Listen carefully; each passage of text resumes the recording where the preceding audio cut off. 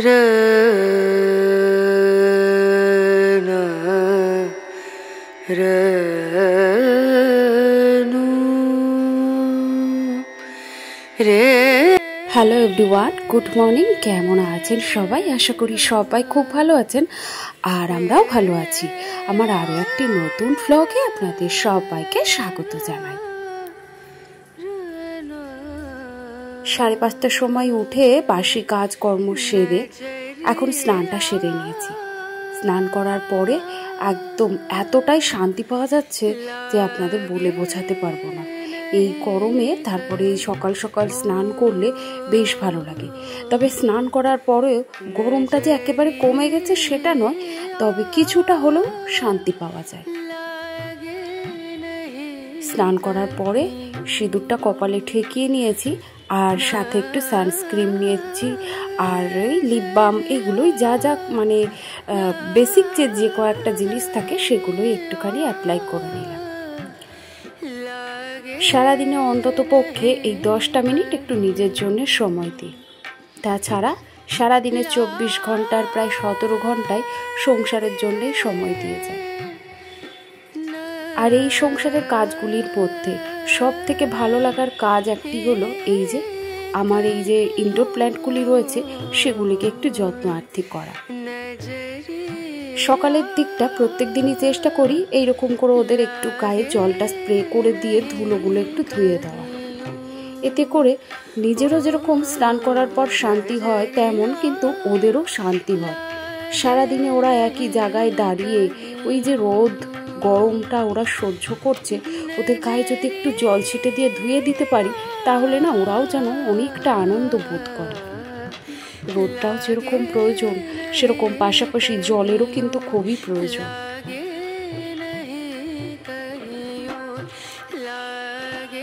আমি অনেকের বাড়িতে দেখেছি মানি প্ল্যান্ট গাছ কিন্তু অনেকবার লাগানোর চেষ্টা করে, কিন্তু সেক্ষেত্রে মানি প্ল্যান্ট গাছ কিন্তু কোনো গ্রোথ হয় না। তবে তাদেরকে বলবো, আপনারা যদি চেষ্টা করেন যে এই মানি প্ল্যান্টের ঠিকঠাকভাবে ডাল কেটে সেটাকে জলের মধ্যে দিয়ে যদি রাখেন, দেখবেন মানি প্ল্যান্ট গাছ কিন্তু অনেকটাই গ্রো করে। আমারও কিন্তু মানি প্ল্যান্ট গাছ ছিল না। আমি একজনের বাড়ির থেকে একটি ডাল সংগ্রহ করে এনেছিলাম। সেই একটি ডাল থেকে আজ আমার এতটা মানি প্ল্যান্টের গ্রোথ হয়ে গেছে।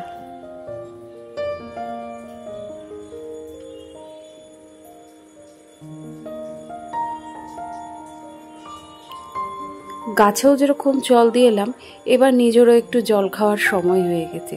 সারাদিনে আমি চেষ্টা করি সকালবেলায় অন্তত পক্ষে গরম জল বা নর্মাল জল খাওয়ার। তবে আজকে আর গরম জল খেতে ইচ্ছে করলো না, কারণ যে পরিমাণ গরম পড়েছে এতে করে আর গলা দিয়ে গরম জলটা নামছে না। তো তাই জন্যে একদম নর্মাল ঠান্ডা জলটাই আমি কিন্তু নিয়েছি। তো এই যে এখানে দাঁড়িয়ে আমি 2 গ্লাস জল খেয়ে নিয়েছি।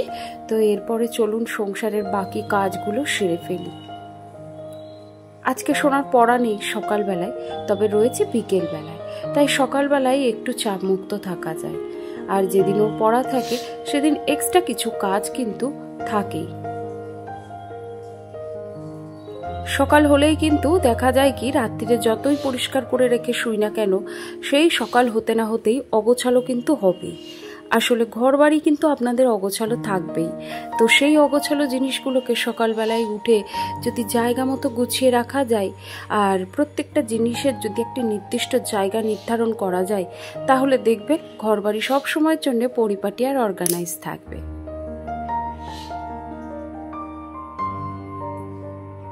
একটা সংসারকে ঘিরে একটি মেয়ের অনেক স্বপ্ন থাকে। বিয়ের আগে থেকেই আমি চেয়েছিলাম যে আমার একটা ছোট্ট সংসার হবে এবং সেই সংসারটাকে আমি সুন্দর করে সাজিয়ে গুছিয়ে রাখবো। যখন বিয়ে হয়ে এসেছি তখন এই সমস্ত কিছুই ছিল না। সামান্য 2টো ঘর ছিল, এমনকি একটি ভালো রান্নাঘরও ছিল না। তখন মনে করতাম কি, আজকে রান্না করতাম তখন ভাবতাম যদি আমার একটা গ্যাস থাকতো, বা যদি আমার রান্নাঘর একটা সুন্দর রান্নাঘর থাকতো, একটা বেসিন থাকতো, যাতে করে আমি একটা একটা করে বাসন ধুয়ে নিতে পারতাম। এক সময় কি হতো কি দেখা যেত, রান্নার শেষে পাহাড় সমান বাসন জমে যেত, আর সেগুলো গিয়ে কলতলায় বসে মাজতে হতো। তখন চাই রোদ হোক আর ঝড় হোক বৃষ্টি হোক যাই হোক, সেটা মাথায় নিয়েই কিন্তু মাজতে হতো। এখন কিন্তু আমার সেটা করতে হয় না। এখন যখন আমার এই রান্নাঘরটা হয়েছে, এই রান্নাঘরকে ঘিরে আমার কিন্তু অনেক ছোট ছোট স্বপ্ন রয়েছে। জানি না যে আদৌ স্বপ্নগুলো পূরণ হবে কি না, তবুও ইচ্ছে তো একটা রয়েই যায়। আসলে মধ্যবিত্ত ঘরে চাইলেই যে সব স্বপ্ন একসাথে পূরণ হয়ে যাবে তা নয়, কিন্তু ইচ্ছে তো অনেক কিছুই থাকে, তাই না? তাই আমারও সেরকম অনেক ইচ্ছে রয়েছে যে রান্নাঘরটাকে সুন্দর করে সাজিয়ে গুছিয়ে রাখবো। আমি দেখেছি অনেক মেয়েরা রয়েছে যারা রান্নাঘরকে ঘিরে অনেক রকম স্বপ্ন দেখে, যেমন একটা মডিউলার কিচেন করবে বা বিদেশি প্রোডাক্ট দিয়ে রান্নাঘরটাকে সাজাবে, যেখানে আসলে মনে হবে যেন যে না, আমি এখানেই থাকি। তবে দেখুন, আমিও তো একটি মেয়ে, আমারও এরকম অনেক স্বপ্ন রয়েছে। তবে আমি এত বড় বড় স্বপ্ন দেখি না, কারণ আমি জানি আমার নিজের ইচ্ছেগুলোকে নিজের সাধ্যের মধ্যে রাখাটাই উচিত। সাধ্যের বাইরে গিয়ে প্রত্যাশা করাটা কখনোই উচিত না। যেটা আমার সামর্থ্যের মধ্যে সেটুকু করাই ভালো। তা আমি সেই সমস্ত কিছুই চাই না। আমি এইটা ভেবেই মনকে সান্ত্বনা দিয়েছি, হয়তো একদিন হবে, হয়তো এখন সেই সময়টা না, এখন হয়তো হবে না। তাই ওই ভেবেই নিজের মনকে সান্ত্বনা দিয়ে রেখেছি যে একদিন সুন্দর করে আমার সংসারটাকে সাজাবো, আর একটু সময়ের অপেক্ষা শুধু। তো যাই হোক, এখন যা আছে যথেষ্ট, এবং সেগুলোকে নিয়েই গুছিয়ে রাখবার চেষ্টা করি। তবে এই যে রান্নাঘরে বাসন রাখার কিন্তু সত্যিই খুব কষ্ট। আরও যদি 4-5টি সেলফ থাকতো তাহলে হয়তো আমি সমস্ত কিছুই রান্নাঘরের মধ্যেই গুছিয়ে রাখতে পারতাম, কিন্তু সেটা তো এখন হবার নয়।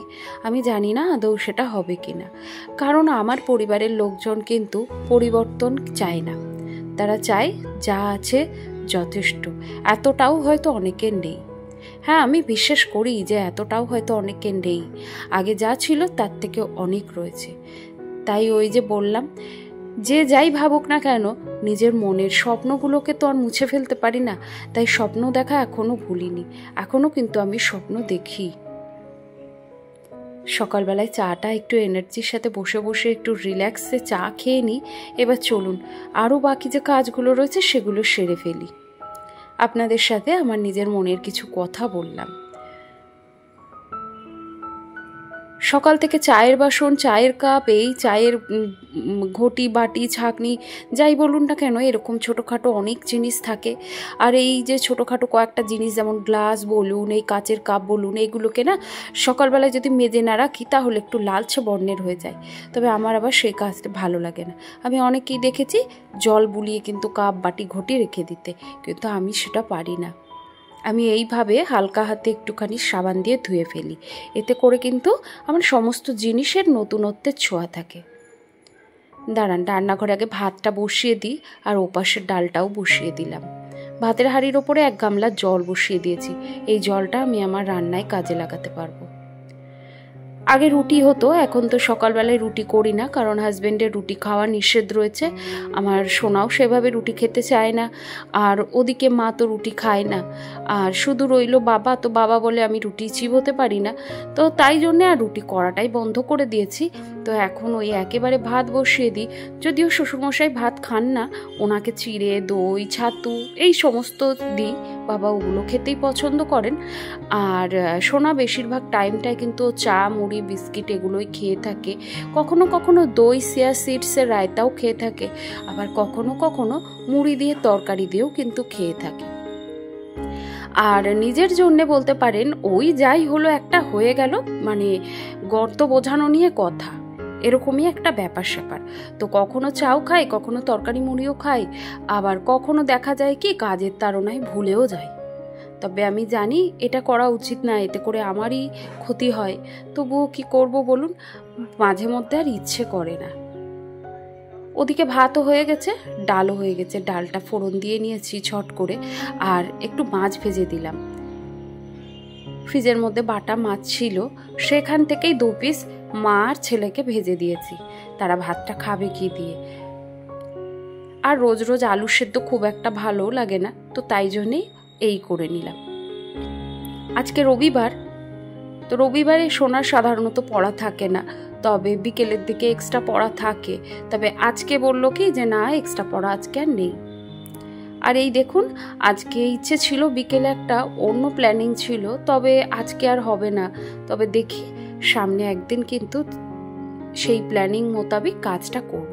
আর কি প্ল্যান থাকবে সেটা আপনাদের অবশ্যই বলবো। আর এই তো এদিকে মাছের ঝোলটা বসিয়ে দিয়েছি। ওপাশে একটু পটল জিরি করে কেটে কালো জিরে কাঁচা লঙ্কা দিয়ে একটু ছেঁচকি মতো করে নিয়েছি। আর সাথে করব চিকেন। মায়ের জন্য মাছ রয়েছে, আর ডালটা তো আগেই করেছি, ডাল আর ভাত। আর ওদিকে চিকেনটাকে একটু ম্যারিনেট করে রেখে দিয়েছি। চিকেনের পেঁয়াজটা ভাজতে বসিয়ে দিয়েছি। পেঁয়াজ ভাজতে অনেকটাই সময় লাগবে, তাই ভাবলাম ঘর দুয়ারগুলো একটু ঝাড় দিয়ে নিই। যদিও সকালে বাসি কাজ করার সময় ঘর দুয়ার ঝাড় দিই, তবে বেলা বাড়ার সাথে সাথে এতটা পরিমাণ ধুলো বেড়ে যায় যে আর কিছু করার থাকে না। সারাদিনে মনে হয় 5 থেকে 6 বার এই ঘর দুয়ার ঝাড় দিতে হয়। ঘর গুছিয়ে রাখবো, সাজিয়ে রাখবো, পরিপাটি করে গুছিয়ে রাখবো, এটাই কিন্তু আমার লক্ষ্য থাকে। তাই ফুল এনার্জির সাথে সকালবেলা থেকে উঠেই কিন্তু এই কাজগুলো করতে থাকি।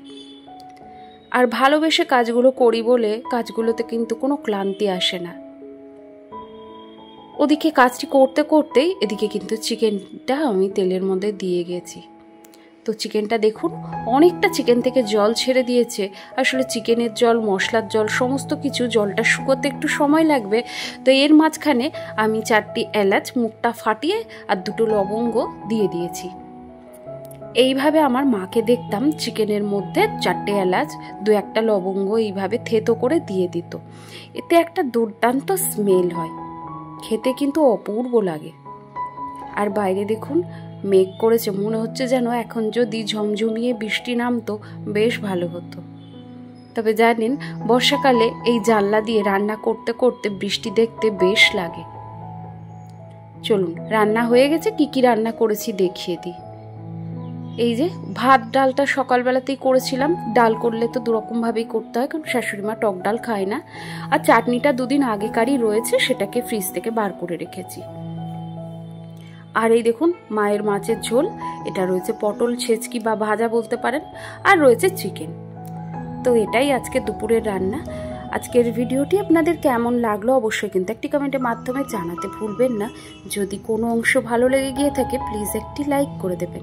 আর আপনি যদি নতুন হয়ে থাকেন চাইলে চ্যানেলটিকে সাবস্ক্রাইব করে আমার পাশে থাকতে পারেন। আর এই তো এদিকে সবাইকে খেতে দিয়ে নিয়েছি। এবারে নিজে যাব স্নান করতে, তারপরে ঠাকুরকে জল দিয়ে খাওয়া দাওয়া করে এই তো এখন সোনাকে একটু পড়তে বসাবো, তাই জন্যেই এখানে বসে রয়েছি। তাহলে চলুন, আজকের ভিডিওটি আমি এখানে শেষ করছি। আবারও দেখা হবে নতুন কোনো ভিডিওর সাথে। ততক্ষণের জন্য সবাই খুব ভালো থাকবেন, সুস্থ থাকবেন, সাবধানে থাকবেন।